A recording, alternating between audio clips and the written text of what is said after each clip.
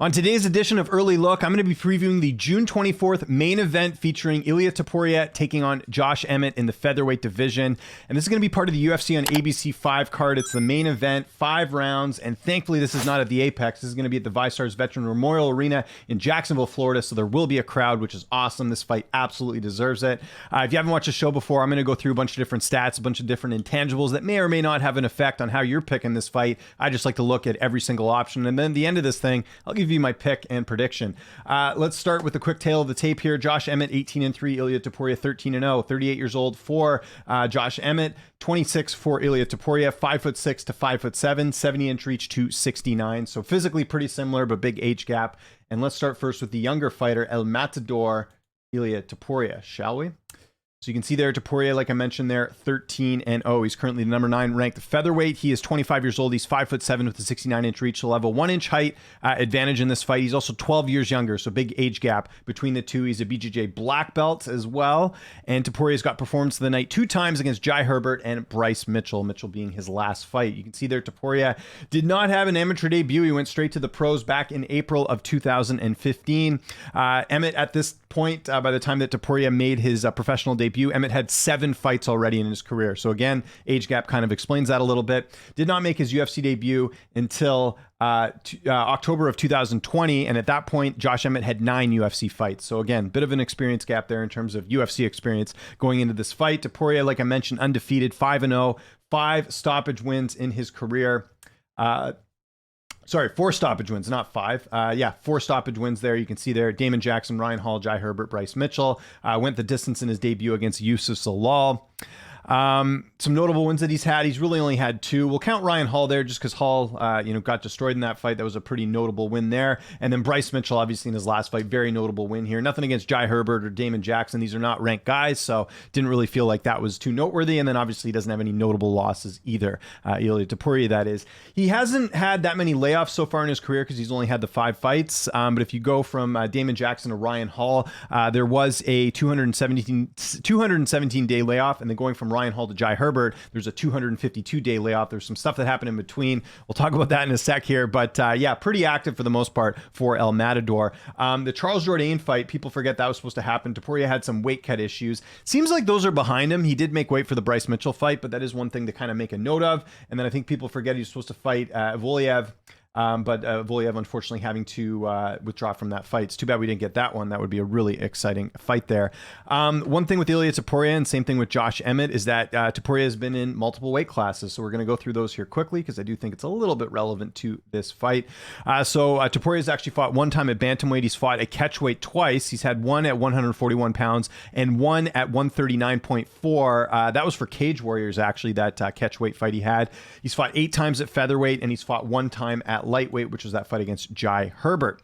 Topuria's has not been in any close fights, even though that fight with Yusuf Zalal went the distance. There was no controversy there. I think people felt like he clearly won that fight. And if you look at the media scorecards for that going to MMA decisions, everyone thought that Topuria won that matchup. A couple quick stats here for Ilia Topuria that are worth pointing out here per UFCstats.com. Significant strikes landed per minute for Ilia Topuria is 3.32. His striking accuracy is 49%. His striking defense is 62%, which is pretty good, meaning he doesn't get hit that much. And his takedown defense is 92%, which could be a key factor here if Emmett decides to wrestle. Obviously, we know he's got the wrestling, doesn't use it all that often, but that may be a factor in this matchup here. So that's pretty much everything you need to know with Ilia Topuria. Like I mentioned, he's 13-0. He's undefeated. He's only got 5 fights, so we don't have a ton of data to work with, but certainly I think most would agree that he really turned a corner in that last fight against Bryce Mitchell, just absolutely destroying Bryce. And I know Bryce, after the fact, said he was sick or whatever. I think the result would still be very similar. I think Topuria is one of the hottest prospects in the featherweight division. But let's talk about his opponent now, shall we? Josh Emmett, who's, I think pretty underrated if we're being honest here. I mean, 18-3, that's a pretty good record to have in the UFC considering some of the names that he's fought too. So I mentioned it there, 18-3. He's got 6 knockouts, 2 submissions, and 9 decisions. He's the number 5 ranked featherweight. He's 38 years old. He's 5'6" with a 70-inch reach. So the only advantage he has, I think he's got a slight reach in this fight to Topuria, if I'm not mistaken. Topuria has a 69-inch reach. Emmett has a 70-inch reach. So yeah, not much of an advantage, but just something we had to point out as well.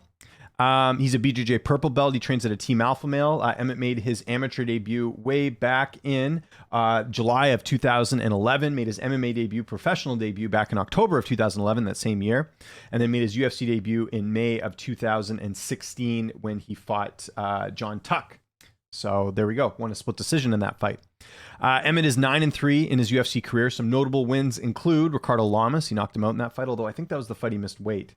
Yeah, he did miss weight by 3.5 pounds. So we're talking about weight cut issues with Topuria. Emmett's the same way.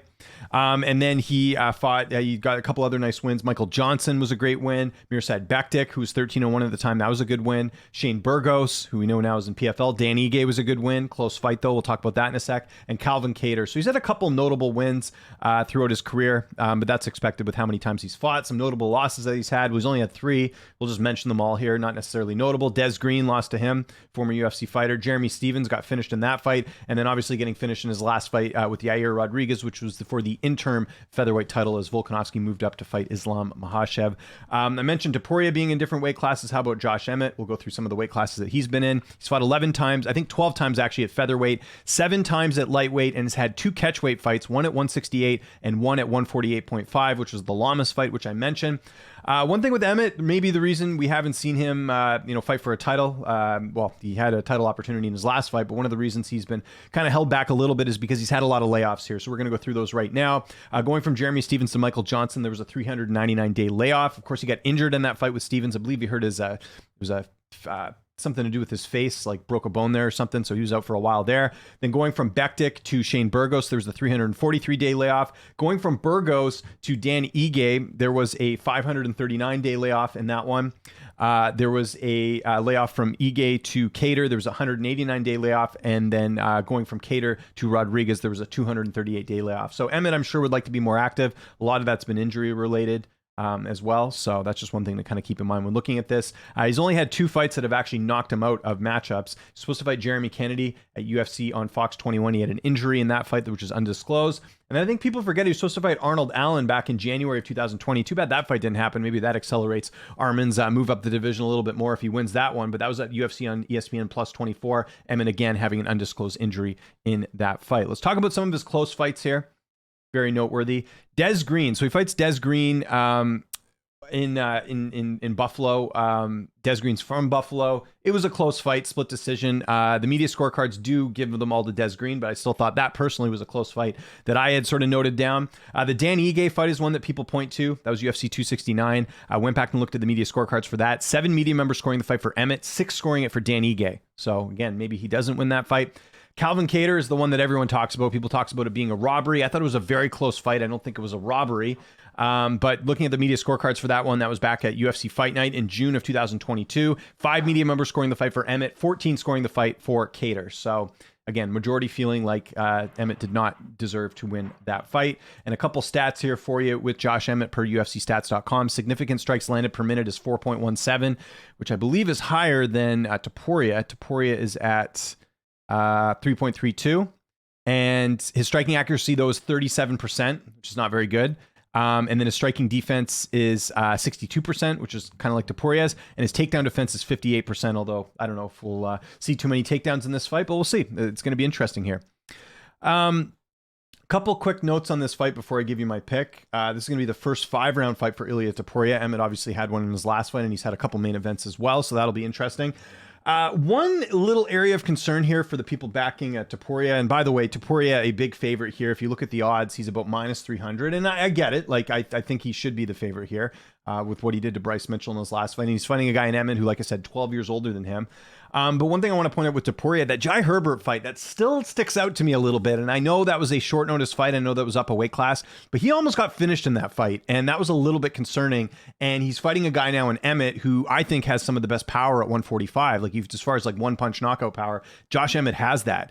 Now he's getting up there in age. Does he still have the same punch maybe he did a couple years ago? Probably not. But it's still one thing to keep in mind here with Emmett, the fact that he can end a fight with some shots here. So that's one thing to keep in mind. You know, Topuria doesn't get hit that much, but if he does get hit, We'll see if he can take a Josh Emmett punch. So that'll be interesting. But the big thing here, what it comes down to for me is just the fact that Emmett's 38 years old. He just lost an interim title fight. Like, this is a do or die fight for Emmett in terms of him ever fighting for an undisputed title, because that was let's call it like it is. The Yair Rodriguez fight was a one-sided beatdown. Yair went in there, took care of business. And Emmett really wasn't in that fight at all. And Emmett actually got finished in that fight, which has become a theme in a couple of his losses recently, is that you are seeing Josh Emmett get finished. Topuria is a finisher. We talked about some of the finishing rate there as well. Not to mention all the layoffs that Emmett's had. He hasn't been as active, at least with Topuria. I know he's had 5 UFC fights, but he's still been pretty active throughout that time. I think this fight, honestly, is going to play out very similar to the Yair Rodriguez and Josh Emmett fight, where I think Topuria is going to be too fast, going to hit too hard, and I see him doing a thing where he basically goes out there and starts outstriking Josh Emmett and then getting it to the ground and getting that submission victory. If you look at Topuria, I know the last fight, his stand-up was on display. He probably could have knocked out Bryce Mitchell if he wanted to, but you look at 62% of his wins are by submission. We saw Josh Emmett get submitted in his last fight. I think that happens here as well. It'll be interesting, though, if Topuria can't finish Emmett early on and it goes later in the rounds. You would have to think Emmett has a bit of an advantage there, because we've seen him do 5 rounds. So that's one thing to sort of warn people about this fight. I think that definitely makes sense. I think if you're going to play this, I mean, the odds at -300 are a little steep. They're only going to go up, by the way. So if you do like Topuria, get on him now. I see this line getting even higher come fight time. But I think the fight doesn't go the distance is probably a good play here, because I don't think Emmett's going to win a decision. I think if he does win, it'll be a finish on Topuria. And conversely, I think Topuria finishes this as well. And that's what I'm going with here. I'm going to go 3rd round submission for Ilia Topuria. Like I said, I think it's going to play out very similarly to the Yair Rodriguez fight. I know Emmett may still have, he may still have a shot here. And again, I've underestimated Emmett before too. I thought Kattar was going to beat him, and that didn't end up happening. Although, again, most people felt like Kattar won that fight. But I just think Topuria is catching Emmett at a good time. Like I said, he's getting up there in age. He's had a lot of injuries, had a lot of layoffs. That's a recipe for the younger fighter to win this fight. And I think Topuria is the real deal, and I think he goes out there and shows it. So I'm going to go 3rd round submission victory for Ilia Topuria to get it done on June 24th. So I want to know what you guys think in the comment section below. Who are you picking in this fight? Do you agree with the odds here? Do you think Topuria is too big of a favorite? Do you think he should be more? Curious to get your thoughts on this and who you think is going to win. And look, I know Emmett has a puncher's chance, so people saying you're counting out Emmett. Listen, I'm picking Topuria, but I'm very aware of Emmett's power. I just think the last fight really showed us that Emmett's on a decline, and maybe I'm wrong in this fight, but that's kind of where I'm going on this. Follow me on Twitter, Instagram, TikTok, @Lynch on Sports. I'm James Lynch. Thanks so much for watching. If there's any other fights you guys want me to preview, main events, notable fights, whatever, let me know in the comments. More than happy to hear your feedback, and I'll see you guys next time.